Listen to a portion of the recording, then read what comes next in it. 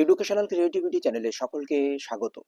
কলকাতা হাইকোর্টে court number 18 justice Amrita সিনহার বেঞ্চে আজ একাধিক এসএসসি মামলা ছিল, কিন্তু দুই একটি মামলাতে বেশি সময় লাগার জন্য এসএসসির মূল মামলাগুলো জিপি ক্লিয়ার টিচিং এক্সপিরিয়েন্স রং কোশ্চেন মূল মামলার শুনানি হয়নি, কিন্তু ওবিসি ক্যাটাগরি সংক্রান্ত একটি মামলা শুনানি হয়। যে ভুলটা কমিশন এসসি এসটি পিএসসির ক্ষেত্রে করেছিল সেই ভুলটা ওবিসির ক্ষেত্রে হয়েছিল। সেই জন্য ওবিসি ক্যান্ডিডেটরা অনেকে মামলা করেছেন, কিন্তু এই ওবিসি রিলেটেড একটি মামলার শুনানি কিন্তু আজ হয়েছে। তো ওবিসি রিলেটেড যে সমস্যাগুলি হলো, যারা ওবিসি আগে ছিলেন না তাদের নতুন ওবিসি হয়েছে, আরেকটিও যারা বি থেকে এ হয়েছে, আবার কেউ এ থেকে বি হয়েছে।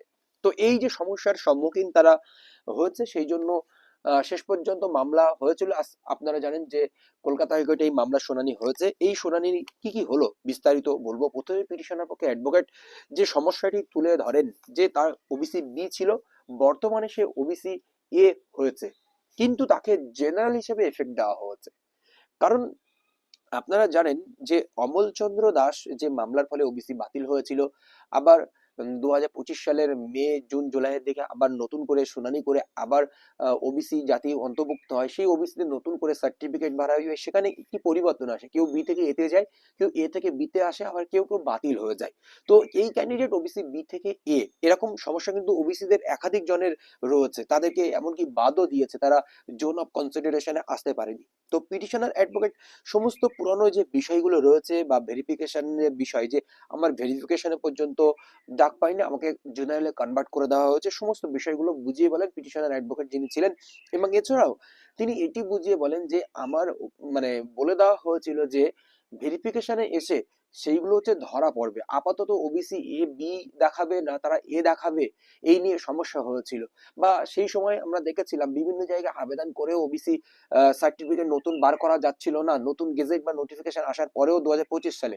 তখন বলেছিল যে পুরানোটা দিয়ে কাজ চালাতে, এবং যারা ওবিসি বি হয়েছে বি দিক, তারা পুরানো যেটা আছে সেটা দিক, বা নতুন যেটা হয়েছে সেটা ইনপুট করুক, আমরা ভেরিফিকেশনে সে ভ্যালিড ডকুমেন্ট দেখাতে পারলে তাহলে তাকে জোন অফ কনসিডারে ফেলা হবে, তাকে ইন্টারভিউতে ডাকা হবে। কিন্তু এই ক্যান্ডিডেটকে এমন ভাবে ফাঁসানো হচ্ছে, সে জেনারেল হিসেবে ট্রিট করা হচ্ছে, তার ভেরিফিকেশন পর্যন্ত তো যেতেই দিল না।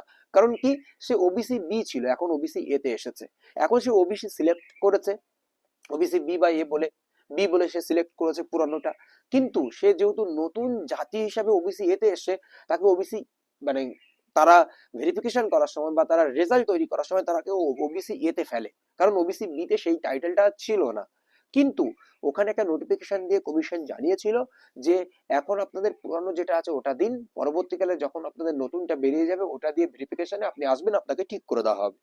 কিন্তু তাকে ভেরিফিকেশন পর্যন্ত পৌঁছাতে দিল না। কেন এমনটা হলো? কারণ জেনারেলে কাট অফ নেমেছে হচ্ছে 65, আর ওবিসি তে কাট অফ নেমেছে হচ্ছে 62। ওবিসি এ হোক আর ওবিসি বি হোক, সে যে ওবিসি এও হয় তাও সে 62 যে কাট অফ ক্রস করে যাচ্ছে, কারণ তার মার্কস আছে 64। আর ওবিসি এ হলেও তার 62-তে সে ক্রস করে, তার মার্কস 64, সে 1 নম্বরের জন্য সে শর্টফল করেছে, সে সুযোগ পায়নি ভেরিফিকেশনে। এই সমস্যা, এরকম সমস্যা কিন্তু একাধিক জনের, শুধু এই যে ক্যান্ডিডেট যারা গেছে তাদের জন্য নয়, তাকে জেনারেল হিসেবে ট্রিট করা হয়েছে, সে আসতে পারেনি কারণ জেনারেল থেকে 1 কাটা কম, কিন্তু তার যদি ওবিসিতে আনতো সে যে কোনো প্রক্রিয়ায় চলে আসতো। এরকম বিষয় বিস্তারিত বলেন, এবং তখন কল্যাণ বন্দ্যোপাধ্যায় সিনিয়র অ্যাডভোকেট ছিলেন, তিনি রিপ্লাই দেন ভেরিফিকেশন হয়ে গেছে, বা ভেরিফিকেশন আমরা ডকুমেন্টস দেখাতে বলেছিলাম, কিন্তু সে তো ভেরিফিকেশনের ডাক পাইনি, আর আমাদের সমস্ত প্রসেসিং প্রায় শেষ হয়ে গেছে। সুপ্রিম কোর্ট আমাদের 7ই জানুয়ারির মধ্যে লিস্ট প্রকাশ করতে পারে, যে সুপ্রিম কোর্টে আমরা কমিটমেন্ট দিয়েছি, আমাদেরকে এর মধ্যে লিস্ট বার করতে হবে, এর মধ্যে যদি এই সমস্যা দেওয়া হয় আমরা কি করে সমাধান করব। আমরা ইতিমধ্যে 76 জনের সমস্যা সমাধান করেছি, বা 100 জনের অধিক যে এসসি এসটি পিএইচ এর সমস্যা সমাধান করেছে সেইগুলোকে বলেছি, বা সেই জাজমেন্টকে রিলাই আপন করার চেষ্টা করেন। কিন্তু এখানে পিটিশনার অ্যাডভোকেট যে অপোজ করেন যে এসসি এসটি পিএইচ জাজমেন্ট উনি রিলাই আপন করেছেন, সেটা এসসি এসটি পিএইচ দের জন্য, সে বিষয়টা অন্য। কারণ এই ওবিসি এ আর বি এর কেস নয়, তারা এসসি এসটি পিএইচ, কিন্তু তারা 200 টাকার চালান কাটলো, তাদেরকে জেনারেল হিসেবে ট্রিট করেছে। কিন্তু এ ওবিসি বি, তাকে ওবিসি বি তে যদি করতে বলা হয়েছে, কিন্তু সে ওবিসি এ তে গেছে, কিন্তু তাকে বলা হয়েছে ভেরিফিকেশনে ডাকা হবে, কিন্তু তাকে ভেরিফিকেশনে ডাকা হয়নি, তাকে জেনারেল হিসেবে ট্রিট করা হয়েছে। তো এই হচ্ছে মূল পয়েন্ট। এই নিয়ে অনেক কিছুই ঝামেলা হয় বিস্তারিত। কল্যাণ বন্দ্যোপাধ্যায় যারা অপোজ করার দরকার তিনি অপোজ করেন, ওনাদের তো অভ্যাস অপস করা, কারণ করতে হবে, ওনারা ভুল করেও মানে গৌরবের সঙ্গে বলে আমরা ভুল করিনি এই কারণে ওই কারণে। তার জন্য আজকে এই 26,000 টিচারদের এই অবস্থা আজকাল, টিচার বা নন টিচিং স্টাফদের অবস্থা, বা 2025 এসএলএসটি বিভিন্ন মামলায় জর্জরিত, সুপ্রিম কোর্টে একবার কথা শুনছে, হাইকোর্টের সমস্যা হচ্ছে, ইত্যাদি ইত্যাদি বিভিন্ন সমস্যায় কিন্তু তারা জর্জরিত হয়েছে। তো শেষ পর্যন্ত বিচারপতি বুঝতে পারছিলেন না।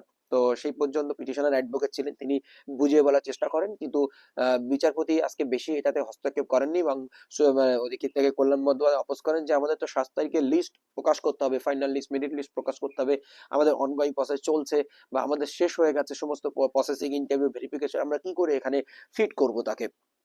তো এই বলা হয়, এবং শেষ পর্যন্ত এফিডেভিট দিতে বলেন 3 উইকস এর মধ্যে। অপোজিশন বা যারা রয়েছে পিটিশনার, তারা এফিডেভিট দেওয়া নেওয়া করবে, তারপরে কিন্তু এই মামলার আবারও শুনানি হবে। বা এছাড়াও সম্পূর্ণ পিটিশনারের ভাগ্য এই রিট কপির উপরে নির্ভর করছে। তার মানে যে সে চাকরি পেয়ে গেল, তার শূন্যপদ পূরণ হয়ে গেল, তাকে চাকরি সে পাবে না এমনটা নয়। সে যদি ওবিসি ক্যাটাগরির মধ্যে পড়ে থাকে, সঠিকভাবে প্রমাণিত করতে পারে, সে চাকরি হয়ে গেলেও কি সুপার নিউমেরিক পোস্ট টাকা যা ক্রিয়েট করে তাকে কিন্তু আবার চাকরি দিতে হতে পারে। সেটা আম, সেহেতু এটার উপরে, রিটের উপরে ডিপেন্ড করছে ক্যান্ডিডেটের ভাগ্য, এটা বলা হয়েছে। এছাড়াও আরেকটি প্রশ্ন করা হয়েছিল পিটিশনারদের যে আপনি দেরি করে এসেছেন কেন। সে বলেছেন যে আমরা ফাইল সবসময় মানে সেম টাইমে করেছি, যখন আমাকে ভেরিফিকেশন ডাকা হয়নি তার পরপরে আমি 2-1 দিনের মধ্যে ফাইল করে দিয়েছি, কিন্তু ছুটি ছিল। জাস্টিস অমৃতা সিনহা অন্য বেঞ্চে মানে অন্য জায়গায় বসছিলেন, সেই জন্য কলকাতা হাইকোর্টে বসছিলেন না। ওই কথাগুলো বলেন এবং বিচারপতি বিস্তারিত শোনেন। এই হচ্ছে ওবিসি সংক্রান্ত সমস্যা। আপনারা এর আগে এসসি এসটি পিএইচ ক্যাটাগরি সম্পর্কে ইডব্লিউএস শুনেছেন, এটা হচ্ছে ওবিসি সংক্রান্ত সমস্যায় এসএসসির নতুন সমস্যা। ধন্যবাদ। পরবর্তী আপডেট আসলে অবশ্যই আপনাদেরকে দেওয়া হবে।